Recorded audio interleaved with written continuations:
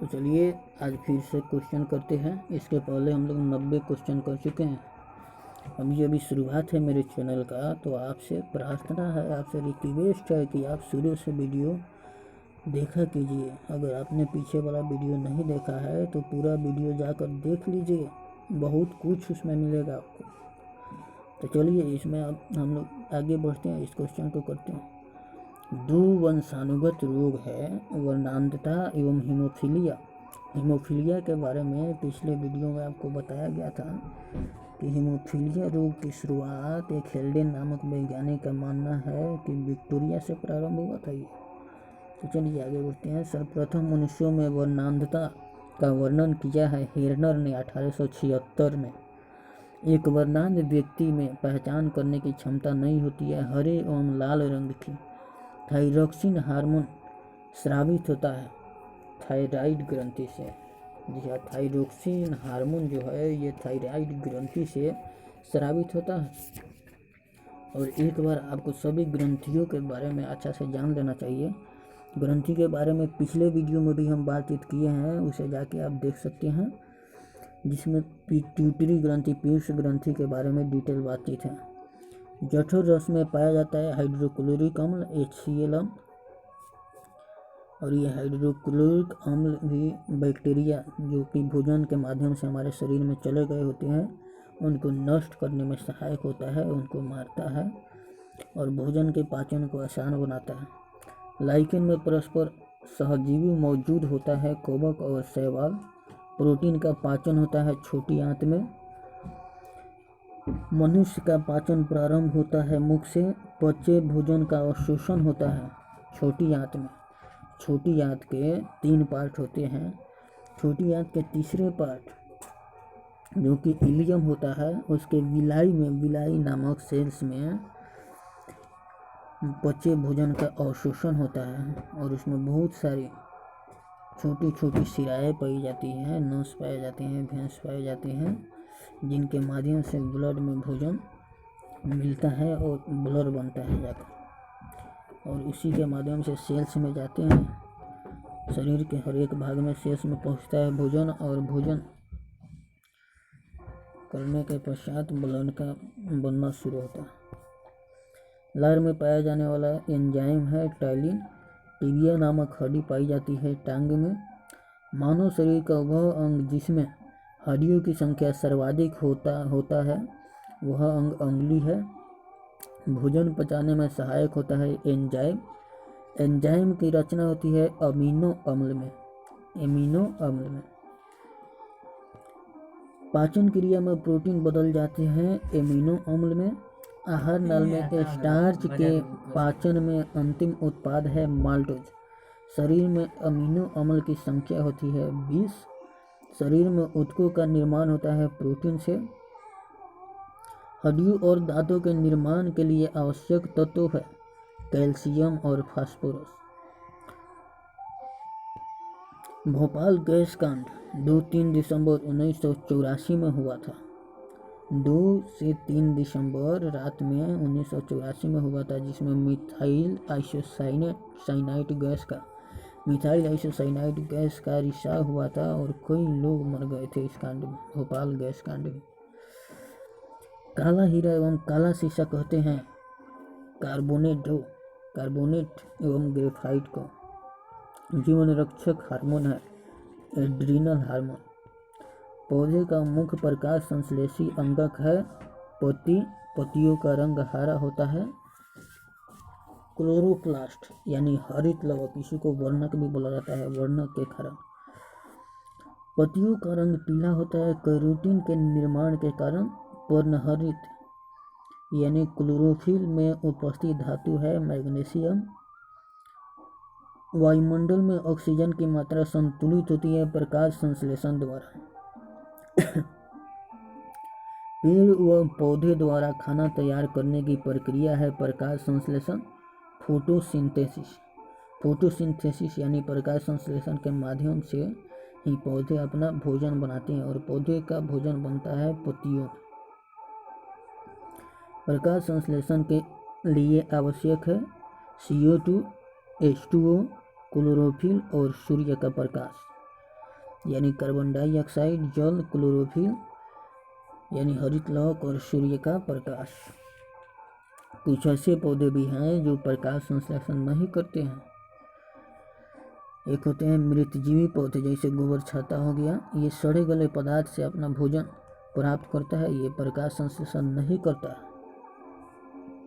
प्रकाश संश्लेषण की क्रिया सबसे अधिक होती है लाल रंग के प्रकाश में। प्रकाश संश्लेषण की क्रिया सबसे अधिक होती है लाल रंग के प्रकाश में। तो आज कुछ एक्स्ट्रा ऑर्डिनरी जानते हैं खून के बारे में, ब्लड के बारे में। ब्लड क्या है? खून, ब्लड यानी रक्त, खून एक तरल संयोजी ऊतक है। खून एक तरल संयोजी ऊतक है। मानव शरीर में खून की मात्रा पूरे शरीर के भार की मात्रा की लगभग 7% होती है और एक वयस्क मनुष्य में इसकी औसतन मात्रा 5 से 6 लीटर होती है। महिलाओं में पुरुषों की तुलना में आधा लीटर खून कम होता है। रक्त में यानी ब्लड में, खून में 2 प्रकार के पदार्थ पाए जाते हैं, एक प्लाज्मा और दूसरा रुधिर अणु, जिसको ब्लड कॉर्पुस्कल्स भी बोलते हैं। प्लाज्मा क्या होता है? यह रक्त का अजीवित तरल भाग होता है। रक्त का लगभग 60% भाग प्लाज्मा होता है और इसका प्लाज्मा का 90% भाग जल, 7% भाग प्रोटीन, 0.9% भाग साल्ट यानी लवण और 0.1% भाग ग्लूकोज का होता है। शेष पदार्थ बहुत कम मात्रा में होते हैं इसमें। प्लाज्मा का कार्य होता है पचे हुए भोजन एवं हार्मोन का शरीर में संवहन करना। प्लाज्मा के द्वारा ही पचे हुए भोजन एवं हार्मोन का शरीर में संवहन होता है। एक और तथ्य मिलता है इसमें, प्लाज्मा में सीरम। जब प्लाज्मा में से फाइब्रिनोजेन नामक प्रोटीन निकाल लिया जाता है तो शेष प्लाज्मा को सीरम कहा जाता है। जैसे कि हम लोग जाने कि खून में, ब्लड में 2 प्रकार के पदार्थ पाए जाते हैं, एक प्लाज्मा और दूसरा रुधिर अणु। तो प्लाज्मा के बारे में हम लोग जाने और इसके बाद में अब रुधिर अणु के बारे में जानते हैं, ब्लड कॉर्पुस्कल्स के बारे में जानते हैं। रुधिराणु का यानी शेष रक्त, रुधिराणु यह रक्त का शेष 40% होता है, 60% प्लाज्मा होता है और 40% ब्लड होता है, रुधिराणु होता है। इसमें क्या होते हैं?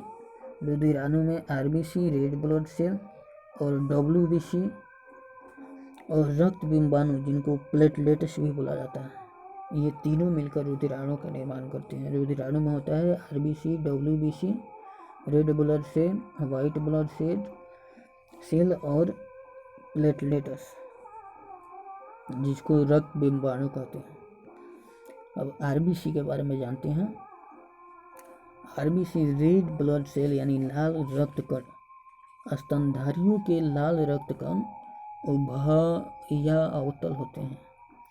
इसमें केंद्रक नहीं होता है, आरबीसी में केंद्रक नहीं होता है, लेकिन इसके कुछ अपवाद भी है, जैसे ऊंट और लामा नामक स्तनधारी के आरबीसी में केंद्रक होता है।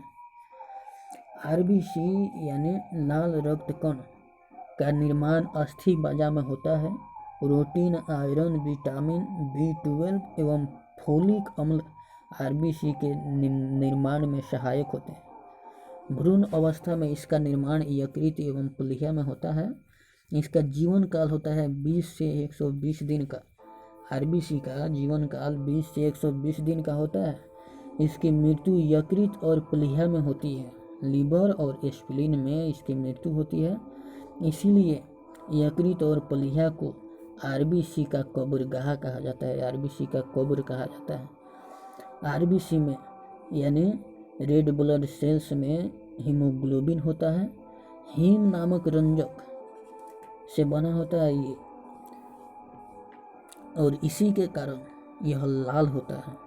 और ग्लोबिन एक लौह युक्त प्रोटीन है जो ऑक्सीजन एवं CO2 के संयोग करने की क्षमता रखता है और इसी कारण इसका नाम पड़ता है हीमोग्लोबिन। हीम नामक रंजक और ग्लोबिन नामक एक लौह युक्त प्रोटीन से मिलकर बना होता है हीमोग्लोबिन, और इसी हीम नामक रंजक के कारण हीमोग्लोबिन यानी खून का रंग लाल होता है। हीमोग्लोबिन में पाया जाने वाला लौह यौगिक होता है हीमैटिन। हीमोग्लोबिन का मुख्य कार्य है शरीर की हर कोशिकाओं में ऑक्सीजन पहुंचाना एवं कार्बन डाइऑक्साइड को लाना। आरबीसी का, रेड ब्लड सेल का यानी लाल रक्त कण का मुख्य कार्य होता है कोशिका में ऑक्सीजन पहुंचाना और कार्बन डाइऑक्साइड को वापस लाना। हीमोग्लोबिन की मात्रा कम होने पर एनीमिया रोग हो जाता है, जिसको हिंदी में रक्त क्षीणता रोग बोलते हैं। सोते वक्त रेड ब्लड सेल्स 5% कम हो जाता है एवं जो लोग 4200 मीटर की ऊंचाई पर होते हैं उनके आरबीसीज में रेड ब्लड सेल में 30% की वृद्धि हो जाती है। 30% की वृद्धि हो जाती है उनके आरबीसी में। आरबीसी की संख्या हीमोसाइटोमीटर से ज्ञात की जाती है। आरबीसी की संख्या, रेड ब्लड सेल की संख्या हीमोसाइटोमीटर से ज्ञात की जाती है। तो कुछ एक्स्ट्रा और जान लेते हैं डब्ल्यूबीसी के बारे में। वाइट ब्लड सेल, डब्ल्यूबीसी का full form white blood cell होता है यानी श्वेत रक्त कणिकाएं। इसका आकार एवं रचना अमीबा के जैसा होता है और इसमें केंद्रक होता है। आरबीसी में केंद्रक नहीं होता है जबकि डब्ल्यूबीसी में केंद्रक होता है। इसका निर्माण, डब्ल्यूबीसी का निर्माण अस्थि मज्जा और लिम्फ नोड और कभी कभी यकृत एवं प्लीहा में भी होता है। डब्ल्यूबीसी का जीवन काल 2 से 4 दिन का होता है। इसकी मृत्यु ब्लड में ही हो जाती है, खून में ही, रक्त में ही इसकी मृत्यु हो जाती है। इसका मुख्य कार्य शरीर को रोगों के संक्रमण से बचाना है। और डब्ल्यूबीसी का सबसे अधिक भाग 60 से 70% भाग न्यूट्रोफिल्स कणिकाओं का बना होता है। न्यूट्रोफिल्स कणिकाएं रोगाणुओं तथा जीवाणुओं यानी बैक्टीरिया का भक्षण करती है, बैक्टीरिया को मार डालती है, बैक्टीरिया को ख़त्म कर देती हैं। और एक और बहुत इम्पोर्टेंट तथ्य है जो कि कभी कभी हर एक परीक्षाओं में पूछा जाता है, आरबीसी और डब्ल्यूबीसी का अनुपात होता है ब्लड में 600:1 यानी 600 आरबीसी के जगह 1 डब्ल्यूबीसी होता है। 600:1 आरबीसी और डब्ल्यूबीसी का अनुपात।